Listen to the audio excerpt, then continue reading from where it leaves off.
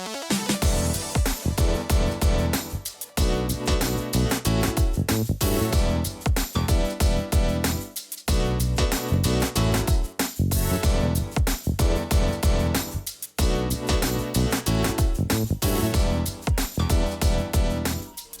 have here with us Kenny Locklear. He's the EMS director at Robinson Community College. Kenny, tell us a little bit about the trauma rodeo that's going on today and why the college conducts this event.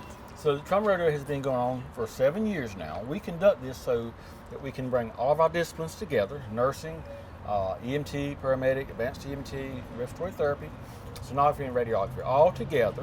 And also our resident physicians at our local hospital, they come. Our students come into a trauma situation and they will treat that patient, make a transport decision whether to transfer them to a local ED, which we have a mock emergency room set up for that, with that staff with nursing, residents, doctors, respiratory therapy, and sonography and radiography. Or they can fly that patient out to appropriate care. So we do that so we can, the students really can showcase their skills. It's really for the students, not for us. It's a lot of work, but we do it so the students can shine. We have two areas that we focus on. One's degree, so a student can come in and in 2 years they'll have an associate's degree. They also will leave out with the ability to test at the paramedic level. They start out with EMT and they progress through the program. And that test comprises the North Carolina test or the national or both. And so we have also a non-degree track, which students can come in and get a paramedic certificate, an EMT or advanced EMT, and go test. And we'll take the same test that a degree student will take. The credentials are EMT, emergency medical technician, advanced EMT, and paramedic. Those are credentials that can be earned, and they can be earned online. We have several robust online programs. The degree program can also be earned online. And how long does it take to become an EMT? EMT is 5 months. A paramedic would be about 12 months on the continuing education side, and of course on the degree side it would be a 2-year program. And what kind of pathways does this career provide? That's a great question. So years ago you could only work 911, and of course now you can still work in a 911 setting. You can work critical care, whether on the ground or air.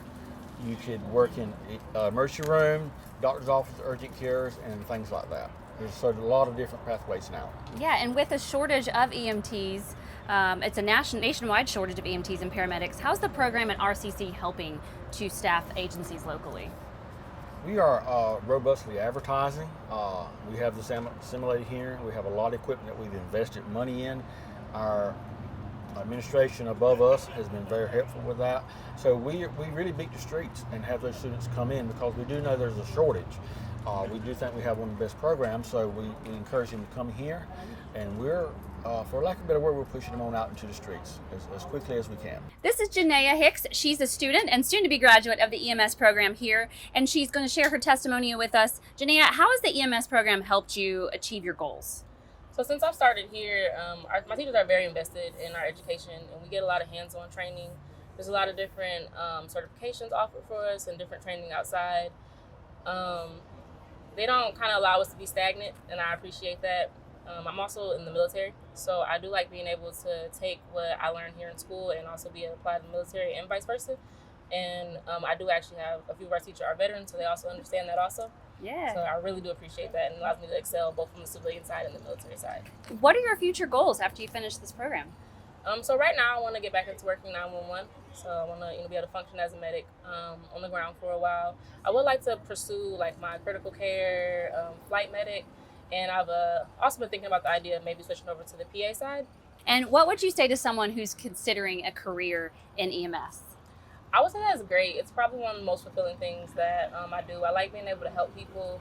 I like the ability to, I'm out and I'm in the community and you see that you have a direct effect on people.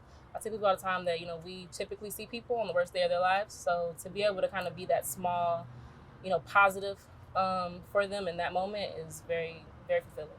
Yeah, well, thank you for sharing that with us. Thank you for watching, and we'll see you next time on the Carolina Beat.